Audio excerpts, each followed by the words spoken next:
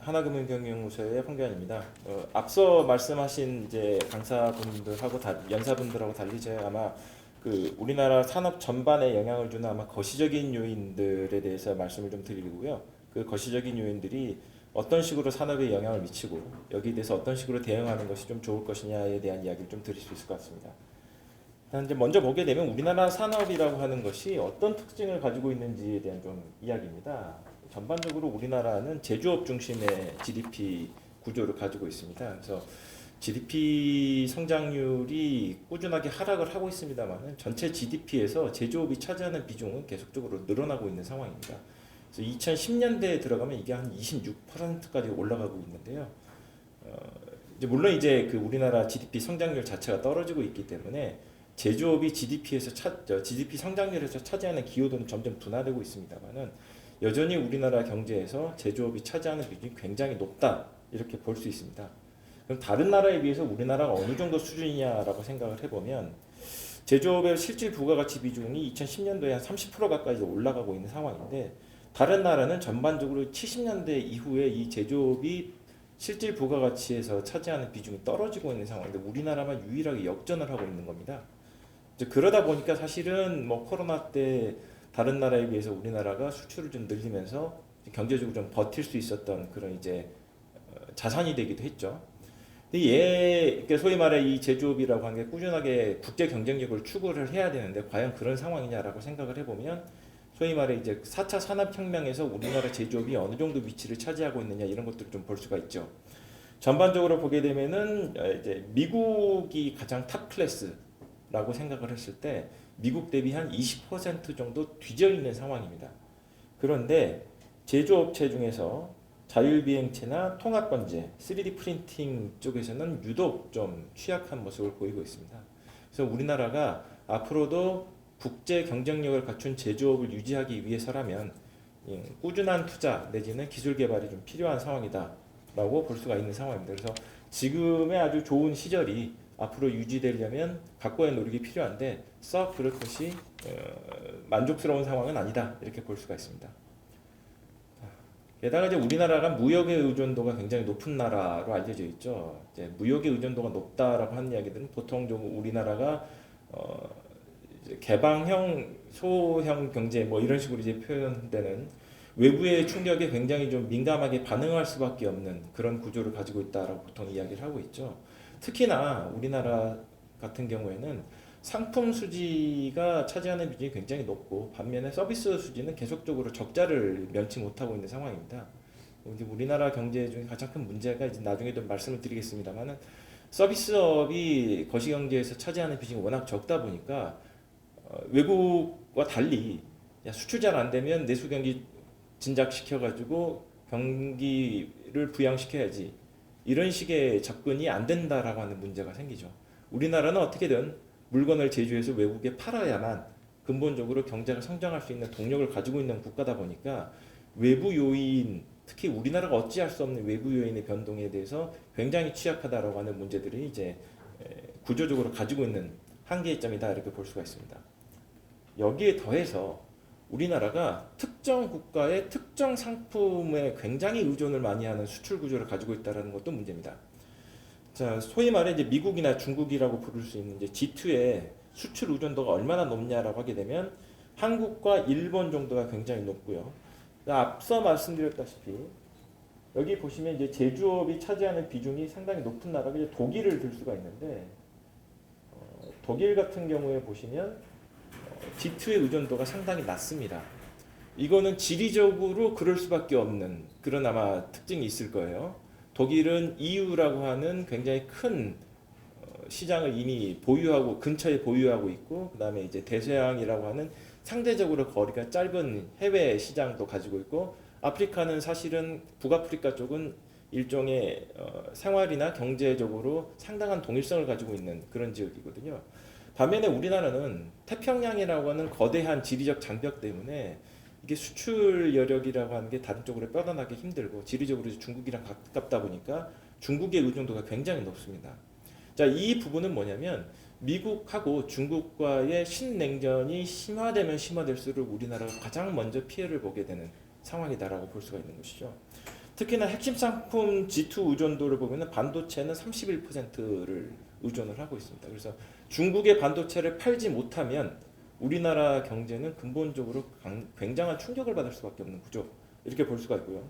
미국에 많이 팔고 있는 거는 자동차하고 자동차 부품인데 전기차로 전환이 되면서 자동차 부품 수가 줄어들고 있습니다. 이제 그러다 보니까 장기적으로 자동차 부품 부분의 수출 감소는 우리가 또 감안을 해야 된다. 이런 어려움들이 이제 있죠. 그래서 수출 품목을 어떻게 다변화할 것이냐, 내지는 국가를 어떻게 다양한 국가에 수출할 것이냐, 이런 문제들이 지금 남아 있는 상태입니다. 다음에 이제 서비스업에 대한 이야기인데요. 아까도 말씀드렸다시피 이렇게 수출이 어려우면 내수를 진작해가지고 내수 경기 활성화를 통해서 경제 위기를 좀 극복할 수 있지 않겠느냐라고 하는 아주 기본적인 전략을 생각을 할 수가 있는데, 이것이 우리나라는 굉장히 어렵다는 겁니다. 서비스업 총생산이 늘어나고 있습니다만은 주요국의 서비스업 부가가치 비중을 보시면 우리나라 서비스업의 굉장한 특징 중에 하나가 80년대 이후에 서비스업이 부가가치에서 차지하는 비중이 늘지 않고 있다는 겁니다. 서비스업이 성장을 하기는 했지만 제조업이 훨씬 더 많이 성장을 했고, 우리나라 경제 규모가 성장하는 것에 비하면 서비스업의 성장 속도는 굉장히 미미하다, 이렇게 볼 수가 있습니다. 여러 이유를 들 수가 있습니다만 가장 큰 이유로는 제조업 대비 낮은 서비스업의 노동 생산성입니다. 그러니까 업종별 노동 생산성 지수가 얼마나 늘었느냐, 이렇게 최근 한 5년간 정도의 노동 생산성 지수 증가율을 보게 되면 제조업은 약 16% 정도 늘었는데요. 서비스업은 8% 내외 정도의 성장률에 그쳤다라고 하는 겁니다. 여러 원인이 있을 수 있습니다만은 사실은 이 서비스업의 노동 생산성이라고 하는 것은 실질적으로 이제 노동자의 임금하고 연계가 되어 있다. 서비스업을 영위하는 노동자들이 임금이 이렇게 늘지는 못했다, 상대적으로, 이렇게 볼 수가 있고요. 두 번째로는 그만큼 서비스업에 자본이 투여되지 못하다 보니까 서비스업 쪽에서 노동 생산성이 좀 떨어질 수밖에 없었다라고 볼 수가 있죠. 여기서 이제 이 다음에 이제 보시면 서비스 세부 업종별 노동 생산성 지수 성장률을 보게 되면 금융업종의 생산성이 굉장히 높은 걸 알 수가 있죠. 사실 이 부분이 여러 가지 이유로 임금이 굉장히 빨리 올랐기 때문에 노동 생산성이 늘어났다라고 볼 수가 있는 것이죠. 그리고 이제 그 옆에 보시면은 왼편에 보시면 제조업체에서의 노동 생산성은 왜 이렇게 많이 늘었냐? 당연히 자본이 늘어나면서 이제 소위 말해 기계하고 사람하고 같이 이제 작업을 하면서 노동 생산성이 늘어났다, 이렇게 설명할 수 있는 부분들이죠. 아직까지 우리나라 쪽에서는 서비스업의 투자가 그렇게 늘지 못하면서 노동 생산성이 오히려 좀 성장이 저해되는 부분들이 있다 보니까 사실은 내수를 확장시켜가지고 경제 여건들을 좀 개선하자라고 하는 것들이 실현하기 좀 어려운, 다른 나라에 비해서 실현하기 어려운 이런 한계점들이 있습니다. 자, 그러면 우리나라의 산업들이 어떤 식의 이제 위기에 놓여 있냐라고 보게 되면 사실은 이제 복합 위기 상황에 놓여 있다라고 보통 이제 보게 되는데, 여기는 좀 반영이 안 돼 있군요. 제가 이제 추가적으로 파워포인트를 좀 작성한 게 있는데, 이제 말씀을 드리면 복합 위기는 크게 세 가지 측면에서 지금 작동을 할 것으로 보고 있습니다. 첫 번째가 이제 원가가 늘어나는 부분, 두 번째가 수요가 감소하는 부분, 세 번째로는 구조적으로 글로벌 시장 상황이 변화하는 부분입니다. 원가가 증가하는 부분은 이제 금리가 상승한다라고 하는 부분 하나하고, 그 다음에 인건비, 원자재 가격이 과거보다 월등히 높아졌다라고 하는 부분입니다. 그 다음에 환율의 변동성이 높아지는 것도 사실은 상당한 부담인데, 환율은 사실 조금 복합적인 작용을 하기 때문에 이게 일방적으로 원가 증가에 영향을 준다, 이렇게 보기 좀 어렵습니다. 다음에 이제 수요 감소 부분은 뭐 앞서서 이제 말씀해 주신 내용들이 굉장히 많을 텐데, 글로벌 경기 둔화하고 대중무역이 변화하는 부분들이 이제 문제가 되고 있습니다. 그래서 우리나라의 물건을 과거에 비해서는 많이 잘 팔 수가 없는 상황이 앞으로 도래할 수밖에 없다라고 하는 부분이죠. 그 다음에 구조적인 변화가 있습니다. 첫 번째는 이제 공급망 블록화입니다. 이게 이제 뭐 소위 말해서 미중 갈등 심화, 이런 것들이 이제 여러 양태로 나타나는데, 그게 아주 중요한 게 이제 공급망 블록화 형태로 나타나죠. 그 다음에 ESG 규제 강화라는 부분도 있습니다. 이것들이 전부 우리나라 기업들, 특히 제조업들이 반드시 적응하기 위해서 꾸준하게 새로움을 추구해야 되는, 그러니까 과거와 같은 형태로는 이제 영업활동 내지는 제조활동을 할 수가 없다라고 하는 부분이죠. 이것도 사실 직간접적으로 꾸준하게 비용 증가하고 연계가 될 수 있는 부분들입니다. 하나씩 좀 보겠습니다. 먼저 원가 부담 증가 부분입니다. 첫 번째로 이제 금리 여파입니다. 금리가 사실은 작년 말에 비해서는 비교적 좀 낮아져 있는 상황입니다.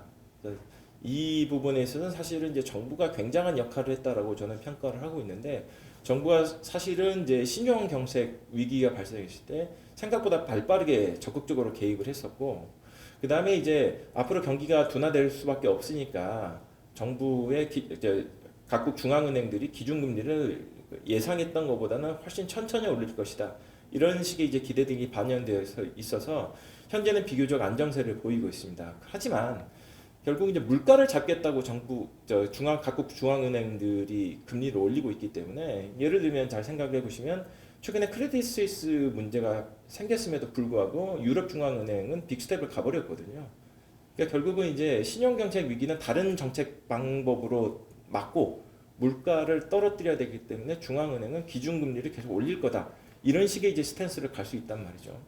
그럼 사실은 어디서 무슨 일이 터질지 사실은 모른다가 됩니다. 왜냐하면 무슨 뭐 SVB 은행의 파산 뭐 이런 것들이 전부 기본적으로는 기준금리가 올랐기 때문에 발생하는 일들이거든요. 그러니까 금리를 중앙은행들이 물가를 잡겠다고 계속 올리게 되면 뜻하지 못하는 부분에서 문제가 발생을 하게 되고, 그렇게 될 때마다 시중금리는 이렇게 플럭추에이션이 커질 수밖에 없는 상황이 된다라고 볼 수가 있습니다. 그러니까 결국은 물가가 떨어지지 않는 상태에서는 금리 변동성이 높아질 수밖에 없기 때문에 이 부분들은 과거보다는 훨씬 더 높은 자본 비용을 들여가면서 기업들이 이제 영업 활동을 영위해야 된다라고 하는 부분들이 있습니다. 그 다음에 이제 그 환율에 대한 내용입니다. 환율이 어떤 식으로 작용하는지는 나중에 이제 저희가 간략한 계산을 통해서 이제 나온 결과를 다시 한번 설명을 드릴 텐데, 대체 우리나라 환율은, 우리나라 원화 가치는 달러 가격에 비해서 왜 이렇게 나빠졌냐라고 하는 부분들을 봤을 때, 한국은행에서 이제 원달러 환율의 변동 요인들을 이제 봤는데, 여기 보시면 이 노란 부분이 미국의 통화 충격입니다. 그러니까 미국이 그 기준금리를 올렸는데 우리나라는 기준금리를 올리지 못하다 보니까 이런 것들이 이제 영향을 받는다라는 것이죠. 그리고 이 미국의 통화 충격이라고 하는 것은 미국의 거시 충격, 물가가 얼마나 올랐네, 뭐 미국의 경제 성장률이 어느 정도 되네, 뭐 이런 것하고 연계가 돼 있는 거죠.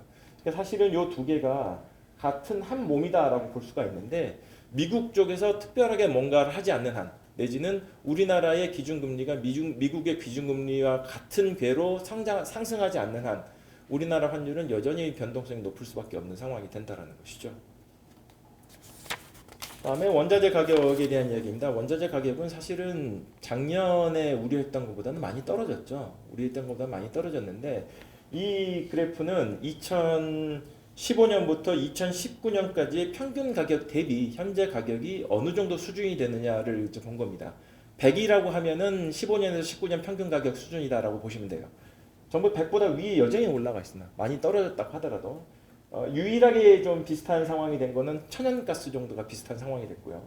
그 다음에 이제 탄소 때문에 이제 굉장히 비난을 받고 있던 유연탄 정도가 과거보다 가격이 많이 떨어졌거든요. 여전히 이제 유가는 과거보다 높은 상태이고, 금속 가격도 과거 대비 한 40% 가까이 높은 상태다라고 보시면 됩니다. 그러니까 이게 이제 원자재 가격은 올랐는데, 그럼 판매 가격에 이거를 전가할 수 있겠느냐라고 하는 과제가 남아 있는 거죠. 그래서 요 문제들도 상당히 좀 고심이 된다라고 하는 부분입니다.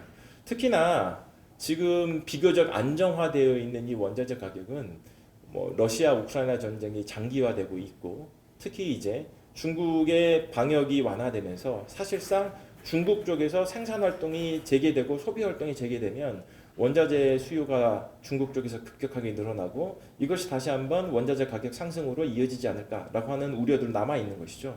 그래서 이 부분이 여전히 문제가 돼 있는 위기 중에 하나다라고 볼 수가 있습니다. 다음에 이제 임금 상승에 대한 이야기인데요. 우리나라는 사실은 여러분들께서 생각하시는 것보다는 다른 나라에 비해서는 임금이 많이 안 오른 상태입니다. 많이 올랐다고 생각을 하는데 해외는 훨씬 더 많이 올랐다라고 보시면 됩니다. 코로나 이후에 근로자 연봉 상승률을 OECD에서 계산한 걸 보면 한국이 1.5%가 올랐는데 일본은 2.3% 올랐고 미국은 13.6%가 올랐습니다. 그러니까 우리나라 좀 덜 오르는 상태인데도 지금 굉장한 그 임금 상승의 압박을 이제 느끼고 있는 거죠. 우리나라의 임금 상승률은 더 올라갈 수밖에 없다라고 보는데, 근로자 미충원율이라는 게 있습니다. 그러니까 기업에서 사람을 뽑고 싶은데 사람을 못 뽑고 있는 상태인 거죠. 이게 이제 여러 이유가 있습니다만 사실은 이제 근로자가 원하는 잡하고 사용자가 고용하고자 하는 그 업종하고는 이제 미스매치가 나타나는 게 가장 큰 원인이라고 볼 수가 있는데 여하튼간에 근로자의 미충원율은 계속적으로 올라가고 있는 상황입니다. 결국 사람값이 비싸질 수밖에 없고 이것들이 계속 원가 상승 압박으로 이제 작용을 하게 될 수밖에 없다라고 볼 수가 있습니다. 아주 상식적인 이야기죠. 인건비가 대체 거시적으로 무슨 영향을 미치느냐라고 보게 되면 당연히 기대 인플레이션 상승과 물가 상승으로 악순환을 이제 일으키게 됩니다.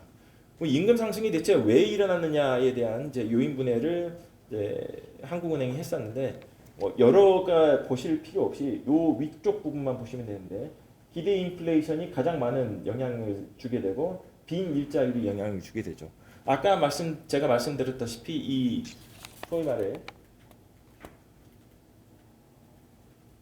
이 근로자 미충원율이라고 하는 것도 상당히 임금 상승에 영향을 준다라고 하는 겁니다.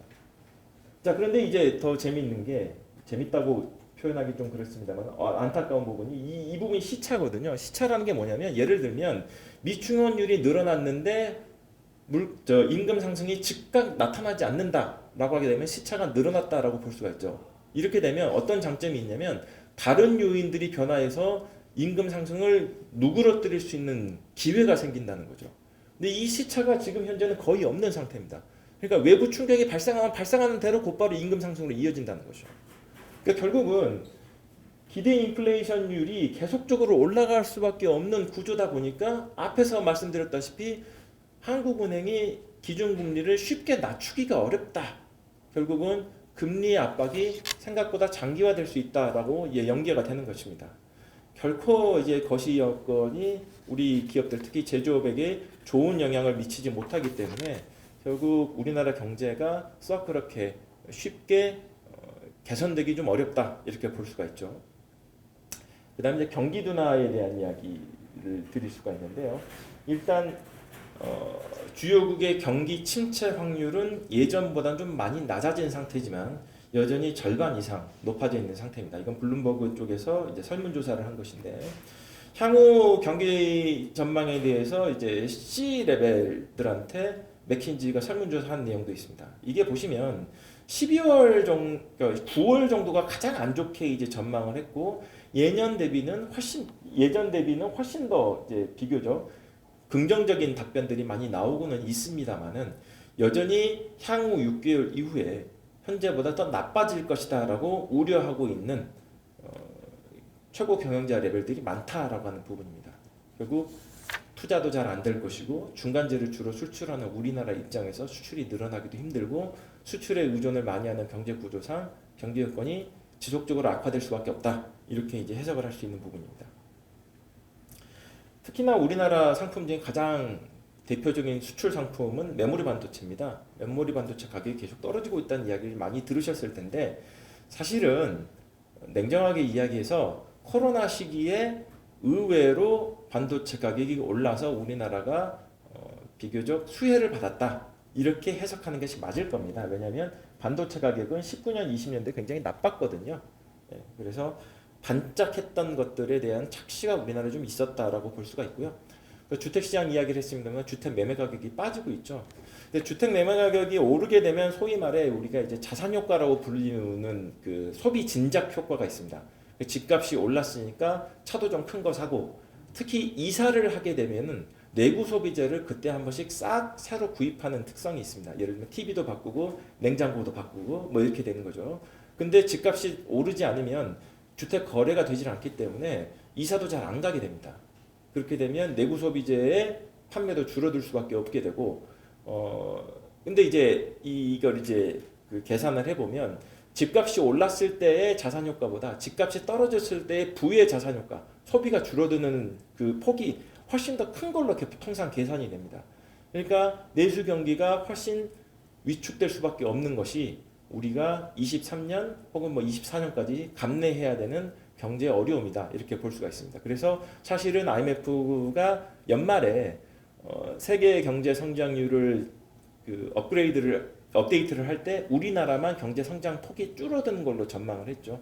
이런 부분들까지 이제 같이 고려를 한 것입니다.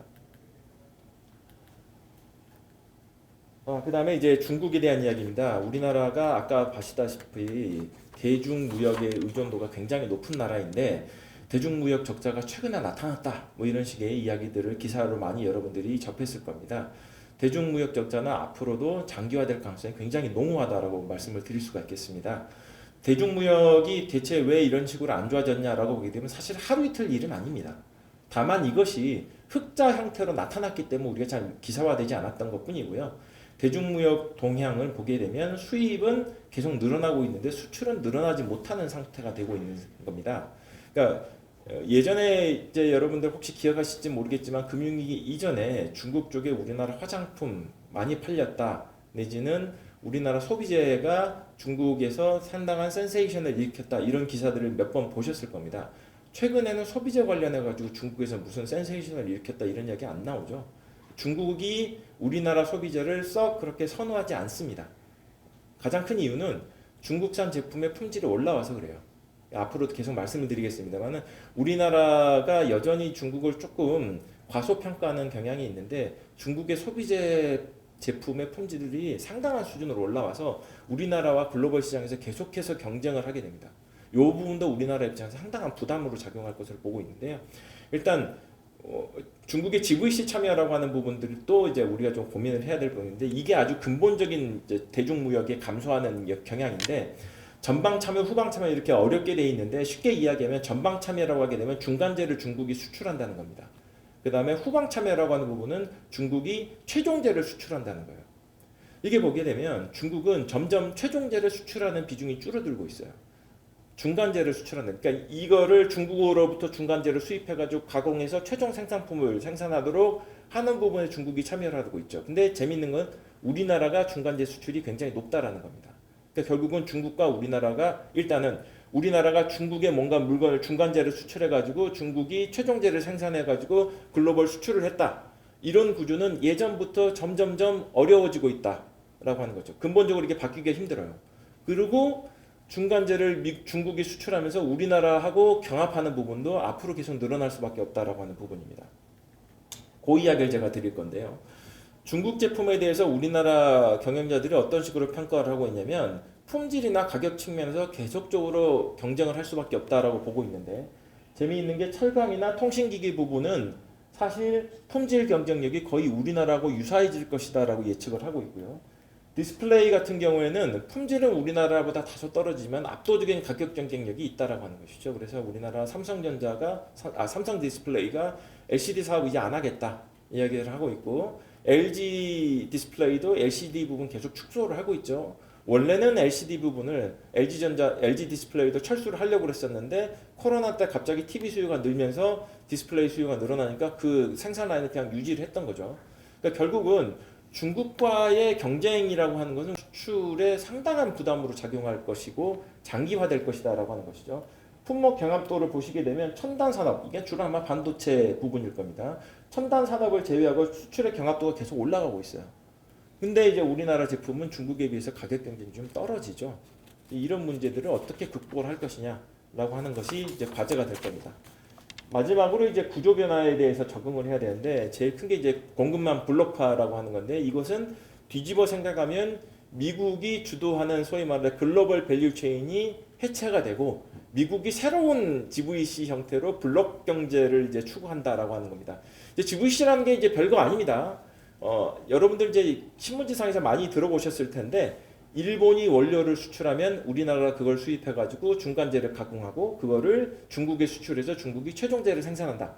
뭐 이런 식의 흐름이 글로벌리하게 다 일어났었다라는 것이죠.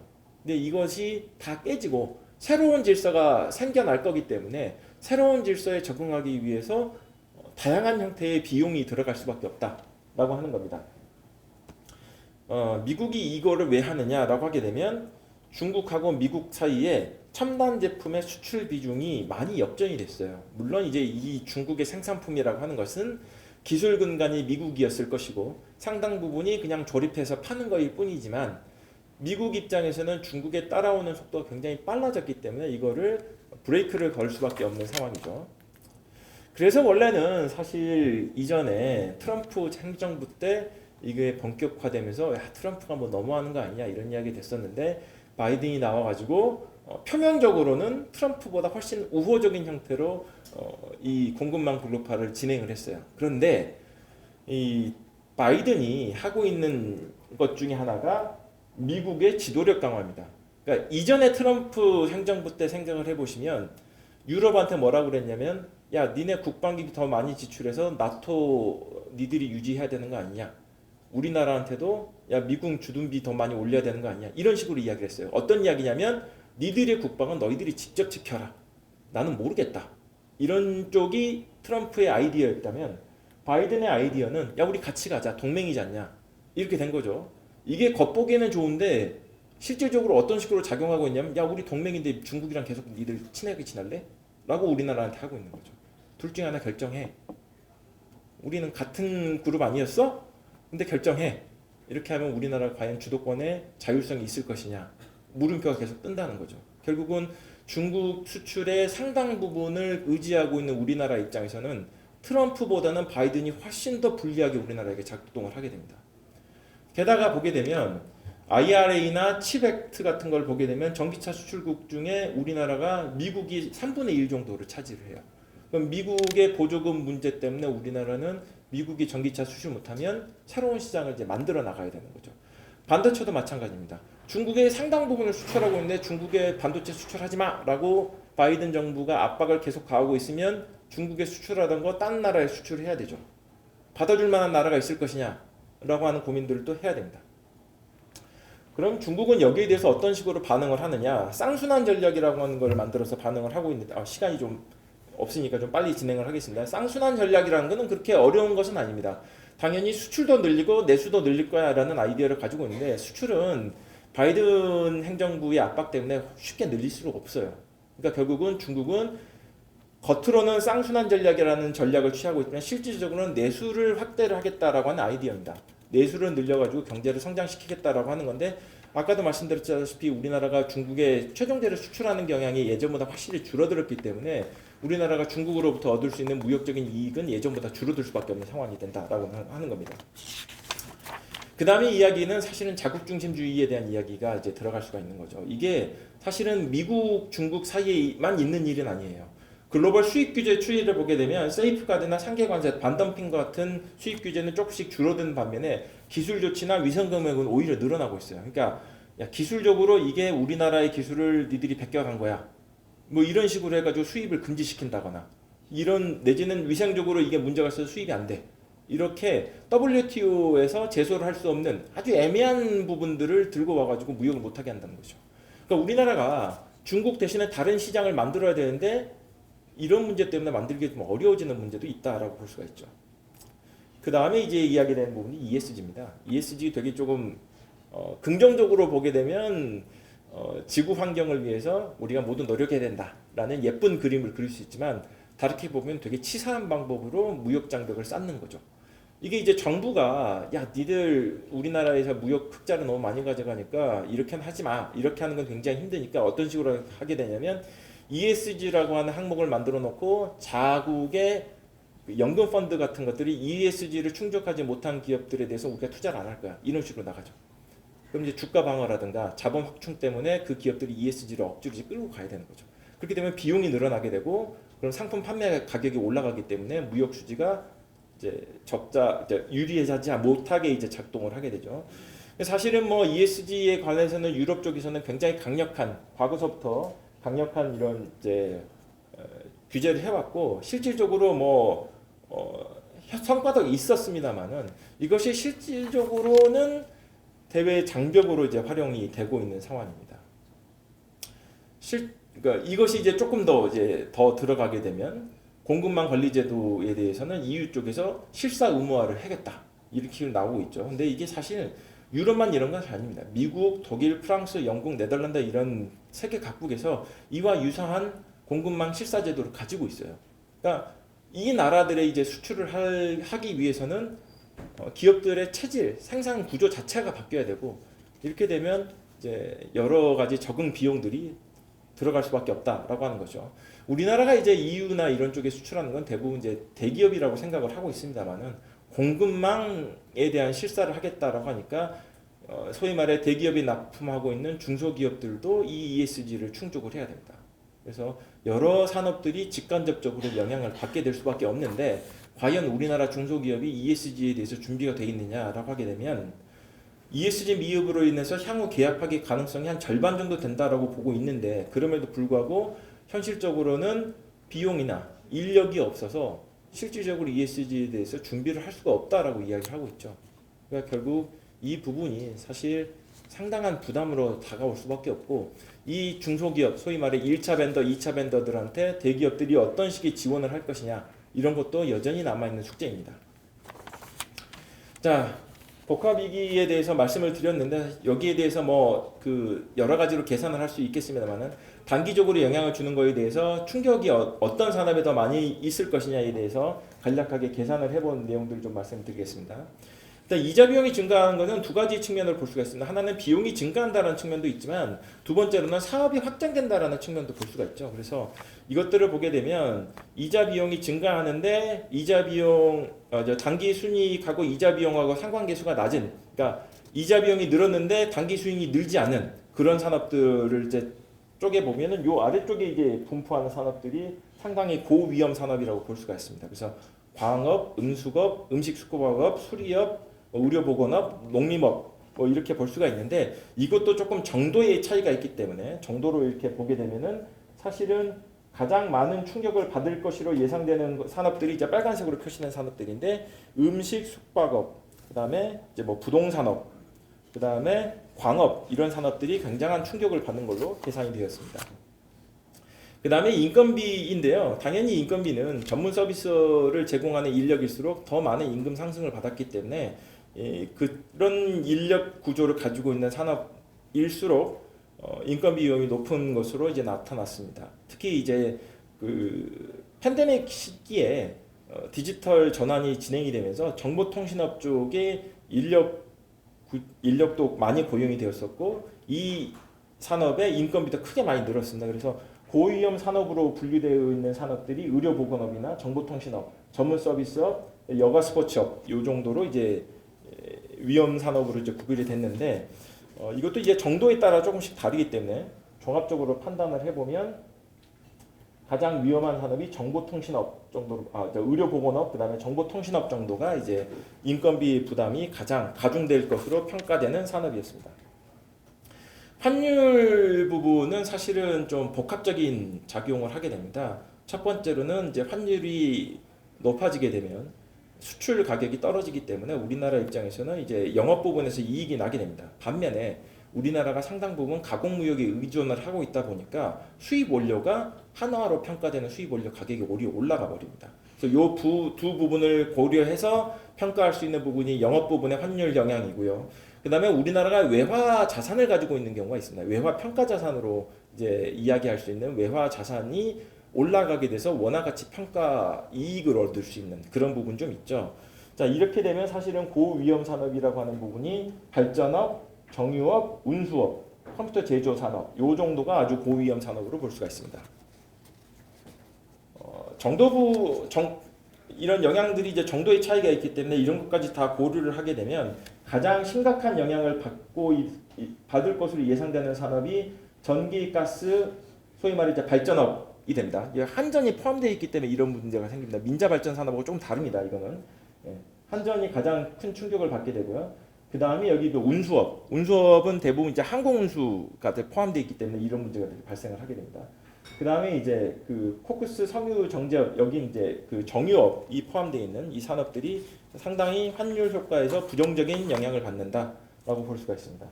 그 다음에 이제 원자재 가격에 대한 이야기인데 원자재 가격은 역시 이제 두 가지 형태로 이제 평가를 할 수가 있는데 첫 번째로 실제로 원자재가 얼마나 많이 투입되느냐라고 하는 부분입니다. 원자재 투입은 이제 한국은행의 투입 산출표를 기준으로 해서 곡물이나 광물, 에너지가 얼마나 투입되느냐라고 하는 부분 하나하고 두 번째로는 사실은 원가가 올라가면 판매 가격에 쉽게 전가가 된다. 이렇게 되면 영향을 최소화할 수가 있어요. 근데 판매 가격에 쉽게 전가를 할 수가 없는 산업들이 좀 존재를 하게 됩니다. 그래서 이거는 이제 원자재 가격하고 에비타와의 상관계수를 이제 살펴봐서 이제 평가를 했는데 발전업이 가장 고위험 산업으로 평가가 되었고 비금속 광물, 농림업 이렇게 되어 있습니다.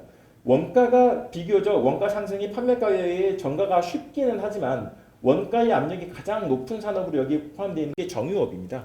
그래서 종합평가를 하게 되면 가장 나쁜 산업이 발전업이 되고 그 다음이 정유 산업으로 이제 저희가 계산이 되었습니다. 여러 가지 이제 지표를 이제 살펴봤는데요. 종합평가를 보게 되면 높은 순으로 이제 나열을 하게 되면 발전업, 의료 서비스업, 그 다음에 정유업, 광업 이런 순으로 단기 시장 환경에 굉장히 취약한 것으로 이제 평가가 되었습니다. 이렇게 이제 전체 한 24개 정도의 산업을 이제 종합평가 순위로 이렇게 보게 되면 비교적 이제 운송장비 제조업 쪽이 생각보다는 충격이 덜한 걸로 잡혀 있는데 굉장히 특이한 내용은 여기 보시면 환율의 영향이 굉장히 긍정적으로 나옵니다. 왜냐하면 여기에 그 조선업이 포함이 되어 있고요. 그 조선업은 지금 그 준공 중인 그러니까 그 배를 이제 만들죠. 배를 만들면 그 배를 만들고 있는 그 배의 가치를 달러 표시로 달러 표시로 되어 있는 그 가치를 원화로 전환을 하면서 해외 순자산이 굉장히 높은 걸로 이제 잡혀 있어요. 이제 그러다 보니까 이런 긍정적인 효과로 인해서 운송장비 제조업 같은 경우에는 종합평가 굉장히 낮은 걸로, 그러니까 소위 말하는 환율 효과에 의해서 단기 시장 환경 변화에서 긍정적인 영향을 받는 걸로 이제 판단이 됐고요. 반면에 이제 정부의 가격 상승에 대한 규제가 굉장히 강한 산업인 전기업 이런 것들은 발전업 같은 경우에는 상당히 안 좋은 영향을 받는 걸로 이제 평가가 됐습니다. 여러 가지 이제 측면에서 말씀을 드렸는데요. 그러면 과연 뭘 어떻게 할 수 있느냐를 이제 굳이 이제 말씀을 드려야 되는 상황이 됐는데 전반적으로 현 복합위기라고 하는 것은 전 산업에 걸쳐서 영향을 미치는 산업이고 경우이고 실질적으로 회피를 개별 기업이 하기는 굉장히 어려운 상황이다라고 볼 수가 있습니다. 왜냐하면 근본적으로는 코로나19 팬데믹 시기에 넘쳐나던 유동성이 회수되는 과정에서 발생하는 자연스러운 현상입니다. 그러니까 사실은 과거에 우리가 놓여 있던 시장 환경이 굉장히 예외적인 환경에 놓여 있었고 이것이 정상화되는 과정에서 여러 이제 부작용들이 발생할 수밖에 없고 이런 것들이 복합위기 형태로 나타날 수밖에 없다. 라고 하는 부분. 그 다음에 미중 갈등이나 러우 전쟁, 자국 중심주의 확산 같은 경우는 국가 단위의 상황인 관계로 소규모 개발 경제를 지향하는 우리나라 입장에서는 단기적으로 이거를 어떻게 타개할 방법이 별로 많지 않다라고 하는 부분입니다. 특히나 미국과 중국과의 관계에서 아까도 말씀드렸다시피 바이든 행정부의 다자주의는 우리나라에게는 굉장히 치명적으로 다가오고 있는 상태거든요. 그래서 트럼프 때보다 훨씬 더 미국이 우리나라에게 좀 더 박하게 지금 대할 수밖에 없는 그런 구조로 가고 있기 때문에 이게 어떻게 좀 하기는 좀 굉장히 좀 어렵다라고 볼 수가 있습니다. 그러다 보니까 업역을 확장하는 것보다는 보수적인 사업 전략을 우선 고려할 필요가 있다라고 하는 아주 당연한 이야기를 좀 드릴 수밖에 없는데요. 사실 이제 코로나 팬데믹 시기에 기업들 특히 이제 대기업 중심으로 어떤 움직임이 있었냐면 디지털화 전환 내지는 신사업 확충 이러면서 스타트업에 꾸준하게 투자를 해서 새로운 사업으로 확장을 해가는 이제 기조들이 좀 있었거든요. 그래서 사실은 스타트업들은 대부분 성장의 가능성을 우리가 보고 투자를 하는 것이지 이게 돈이 되지는 않거든요. 근데 금융비용이 계속 올라가면서 스타트업에 투자한 그 자본 비용을 회수를 하기 어려운 문제들이 계속 발생을 하게 되죠. 그래서 그렇게 되면 원래 본업도 썩 그렇게 좋지 않은데 투자하는 부분에서 손실이 발생할 가능성이 있죠. 그래서 사실은 조금 더 보수적인 견지로 사업을 좀 전략을 좀 가져갈 필요가 있지 않을까라는 생각이 들고요. 그다음에 이제 안정적인 현금 흐름을 위한 재무 전략을 좀 가져갈 필요가 있지 않을까라는 생각이 들었습니다. 첫 번째로는 이제 단기 자금을 일부 비용을 조금 들이더라도 장기 자금 쪽으로 대여로 좀 돌려야 될 필요가 있지 않을까라는 생각이 듭니다. 크레딧 스위스나 무슨 뭐 SVB나 이런 것들에 대해서 자본시장에서 평가하는 건 어떤 거냐면 금융위기 이후에 여러 가지 안전장치를 마련해놔서 안전장치를 마련해놓은 그 부분에서는 문제가 안 생기는데 생각지도 못한 부분에서 터지더라라는 이야기들이 많이 나오죠. 어디가 어떻게 터질지는 아무도 알 수가 없는 상황이 됐죠. 사실은 뭐 며칠 전에는 HSBC에 대한 루머도 굉장히 안 좋게 나오기도 하고 약한 고리 그러니까 어디인지 지금 알 수가 없어요. 터지고 난 다음에 거기가 약한 고리였구나 라고 이제 볼 수가 있는 거죠. 그런 부분들이 사실은 이제 벤처 캐피탈 부분부터 시작해가지고 다양한 분야에서 나타날 수가 있기 때문에 단기의 신용 경색은 언제 다시 재현될 수 있을지 모른다라고 하는 걸 전제로 깔게 되면 우리가 이제 기업들이 차입금 구조를 어떤 식으로 가져갈 것인지에 대한 고민이 좀 필요하고요. 다행히 최근에 장단기 금리차가 굉장히 많이 줄었기 때문에 이 기회에 단기 자금 수요를 장기 자금으로 좀 돌려놓으면서 안정적인 재무 흐름을 가져갈 필요가 있지 않을까라는 생각이 들었습니다. 그다음에 이제 이게 좀 말이 쉬운데 실질적으로 굉장히 어려운 부분이죠. 수출 시장을 좀 다변화해야 될 필요가 있습니다. 이게 사실 좀 굉장히 어렵습니다. 왜냐하면 첫 번째로는 우리나라가 수출품이 사실은 이제 중간재예요. 그러니까 우리나라 제품을 받아줄 나라가 최종재를 생산해야 되고 이것이 글로벌 수준에서 상당한 영향력을 행사를 할 수 있을 정도가 돼야 됩니다. 근데 과거에 이 시장이 중국 시장이었거든요. 그러면 사실은 뭐 동남아시아나 베트남 쪽에서 중국이 했던 최종재 생산 부분을 상당 부분 가져갔다고는 하지만 중국이 생산하는 정도로 엄청난 양의 생산을 할 수 있는 역량이 되느냐라고 하게 되면 사실 좀 물음표이긴 하거든요. 그럼에도 불구하고 이 노력은 꾸준하게 해야 됩니다. 왜냐하면 아까도 말씀드렸다시피 중국에 우리나라가 더 이상 과거처럼 흑자를 보면서 수출할 수 있는 상황이 못 되고 있어요. 미중 갈등이 앞으로 계속될 수밖에 없기 때문에 이 부분을 타개하기 위해서는 새로운 시장에 진출해야 될, 특히 이제 새로운 수출 시장을 좀 파악해야 된다라고 하는 부분들이 좀 남아 있습니다. 그다음에 이제 CBAM 등 공급망 차원의 ESG 규제에 대해서 적극적으로 대응을 할 수밖에 없습니다. 왜냐하면 아까도 말씀드렸다시피 ESG라고 하는 게 긍정적인 측면과 부정적인 측면을 모두 가지고 있는데 부정적인 측면은 사실은 새로운 형태의 무역 규제가 되거든요. 이 좋은 무역 규제의 이유를 다른 나라인들 쓰고 싶지 않겠습니까? 계속 쓰게 된다는 거죠. 아까도 말씀드렸다시피 WTO에 제소할 수 있는 부분의 전통적인 형태의 관세 증가라든가 이런 부분들은 줄어들고 있고 비관세 영역에 대한 규제가 굉장히 늘어나고 있거든요. ESG를 활용해 가지고 충분히 이런 일을 할 수가 있는 것이죠. 이제 그러다 보니까 어쩔 수 없이 상당한 비용이나 여러 가지 부담이 있음에도 불구하고 ESG 규제에 대해서 적극적으로 대응할 필요가 있고요. 그 다음에 이제 인구 구조에 대한 이야기를 잠깐 드리지는 못했는데 원래 우리가 모두 다 알고 있지만 사실은 눈을 감고 있는 부분이 이 인구 구조 변화입니다. 인구가 갑자기 줄어들고 있죠. 그래서 이제 중장기 인구 내지는 이제 취업자 수를 이렇게 보게 되면 취업자 수가 계속 줄어들고 있는데 잡이 줄어드는 게 아니라 일할 사람이 없어가지고 신규 취업자 수가 줄어든다라고 전망이 되고 있거든요. 근데 이게 또 좀 중요한 게 미스매치가 계속 늘어나고 있다는 거죠.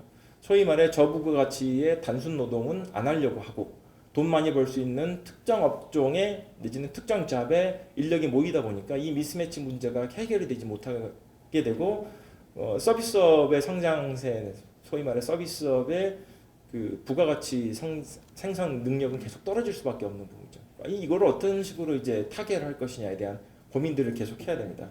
특히나 단순 노동 비중이 큰 산업의 경우에는 협동 로봇이나 서비스 로봇, 디지털 전환 등을 좀 적극적으로 도입을 해야 됩니다. 여기에 또 이제 말이 쉬운 이야기입니다만은 이게 수없이 많은 시행착오와 비용 증가 이 부분들이 좀 가만히 돼야 되죠. 그래서 이 산업에 종사하시는 분들, 특히 산업을 영위하시는 분들이 이 비용을 감당할 수 있을 것이냐에 대한 이야기는 사실은 제가 고려를 하지 못했습니다만은 로봇을 이제 리스를 하는 형태로 이제 뭐 도입을 해본다던가 이런 부분들을 좀 예전보다는 좀 적극적으로 좀 고려를 해야 되지 않나 이런 생각들을 좀 해봤습니다. 시간이 좀 오버가 되었는데 여기까지 제가 준비한 내용을 말씀드렸습니다. 수고하셨습니다.